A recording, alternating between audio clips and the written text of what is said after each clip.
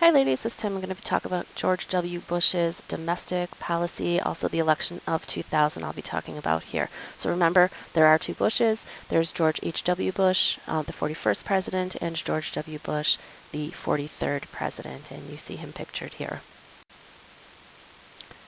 George W. Bush becomes president based on the election of 2000, and George W. Bush will be running against Al Gore. Remember, Al Gore was Clinton's vice president. Al Gore won the popular vote, but George W. Bush won the electoral vote. Now, the state of Florida is one of those swing states where the vote can be very, very close. And so in Florida, the vote was so close that legally it had to be recounted. And the picture that you see here is what's known as a punch card. Now, in some places, previous to and including this election, this is how people voted. This was a card that you had to punch a hole into to indicate who you're going to be voting for. So if you look at this picture here, it can be a little bit confusing for some voters. So you can see, for Bush and Cheney, the vice presidential candidate, you're supposed to punch the first hole, and then you're supposed to go to the right-hand column for the second hole, and then for Gore and his vice presidential candidate Lieberman, you're supposed to punch that third hole. And apparently this is a little bit confusing. I mean, I find it confusing. Luckily, we haven't had in this area this type of voting situation with these cards. Anyway, during the recount, they started to look at cards to kind of figure out what the voter's intent was, because sometimes the person with the little stylus they were given wasn't able to punch through completely the hole. So then they started to look at the holes that were known as dimpled or, pregnant, which meant they were pushed in but not all the way so that the paper broke, and those things were called chads, and there were hanging chads and pregnant chads and all these little things to look at, and they were examining them very closely to try to figure out what the voter was trying to do. Some people say in this particular area of Florida that we're looking here, there were a lot of elderly people, and maybe, they had a difficult time seeing and being able to punch through the card. In any event, the Supreme Court ruled in the case of Bush versus Gore that they would discontinue the recount in the Florida election. So despite the fact that Gore got the majority of the popular vote, the majority of votes in the country, he lost the election. And remember, there's often a question comparing this election to the election of 1824, as well as 1876, which were also times when the winner of the election did not win the popular vote. Now this map shows the electoral vote. The red would be the states that went to the Republican candidate, Bush.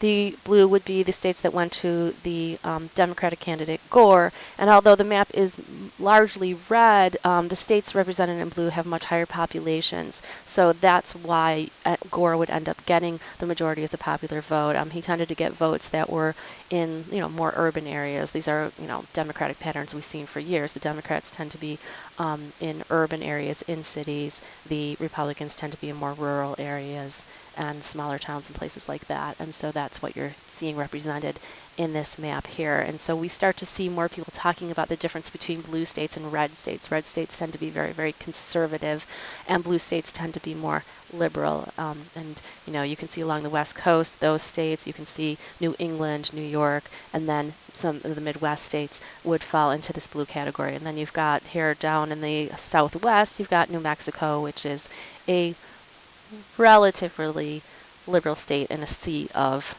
very conservative states.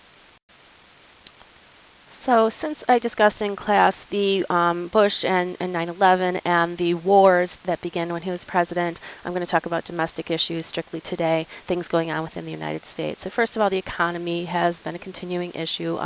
The Republicans, we've talked about how since the 80s, kind of their main goal is to cut taxes. So Congress did approve a tax cut in 2001 and 2008.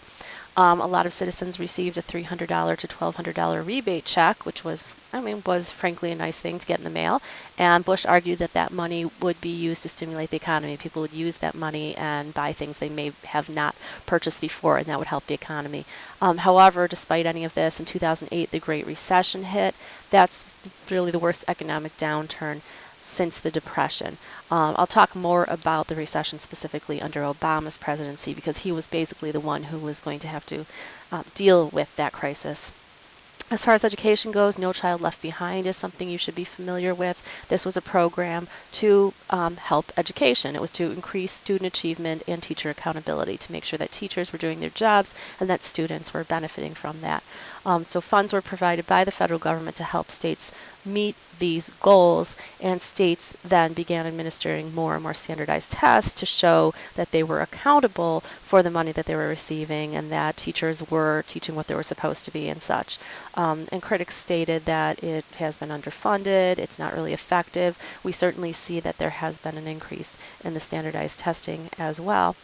And then one more thing of importance is Colin Powell. He was a general who became the first African American Secretary of State appointed by George W. Bush. Now in 2004, we will see Bush reelected. He runs against John Kerry. John Kerry is actually the current Secretary of State in 2015.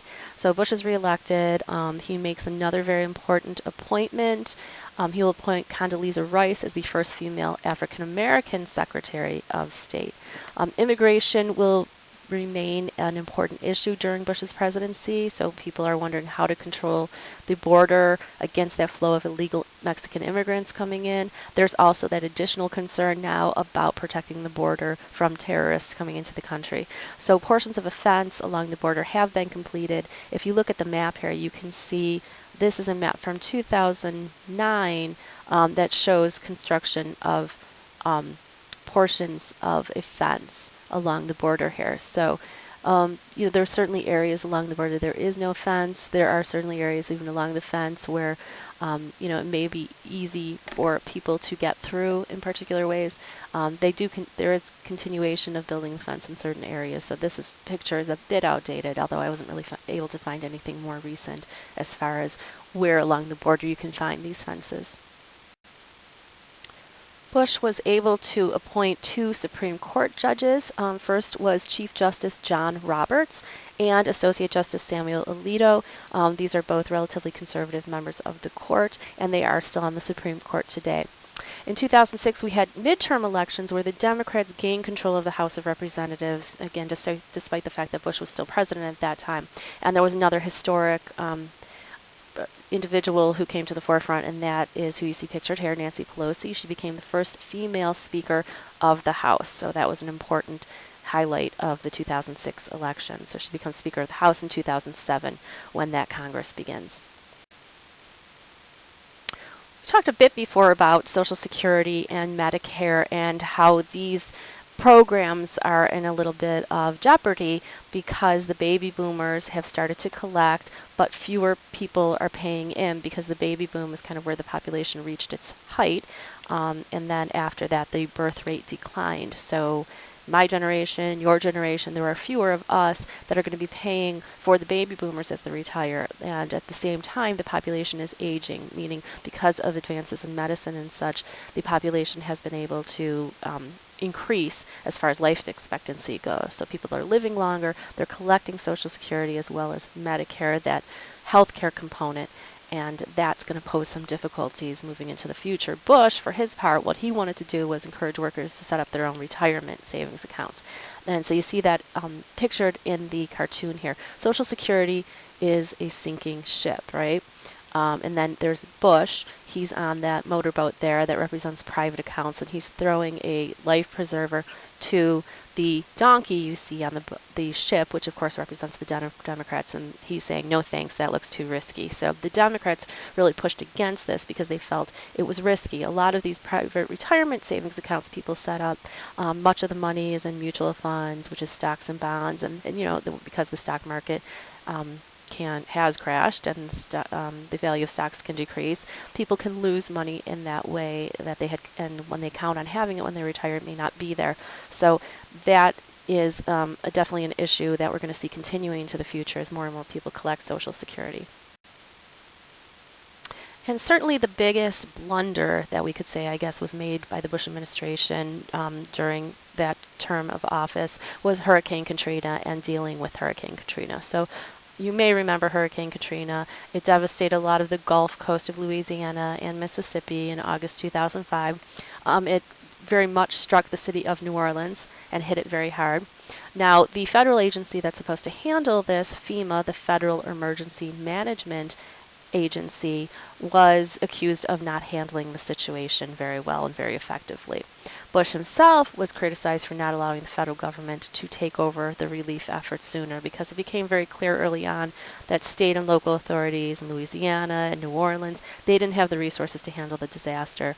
And so the picture here that you see is a group of individuals on a roof in New Orleans. They're saying the water is rising. It actually says, please help here.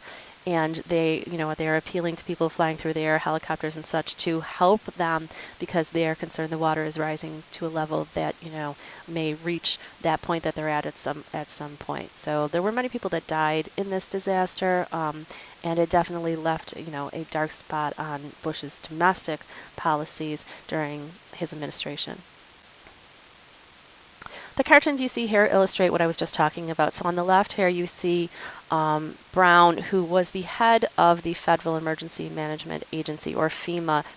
And you can see that FEMA in this cartoon is portrayed by a snail. And I think we all know that snails move very, very slowly. And I think that's one of the big criticisms, was that FEMA didn't move quickly enough to really help the people that were in immediate need. Then on the right, the cartoon there you have is George W. Bush.